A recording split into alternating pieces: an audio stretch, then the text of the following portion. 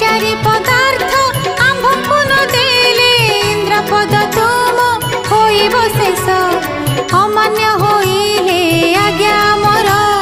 क्षमा देबे नाही महिषासुर मेदिनी कंपीब बासुकी टळीब इंद्रपुरी हेब असुरंकर अमरावती रे अप्सरा नृत्य देखुतिले इंद्र होई मोहित ए समय पत्र हस्ते पहुँचिला सत्यवीर शुंभ निशुंभ दूत चिठी पढ़ी इंद्र करिले कोप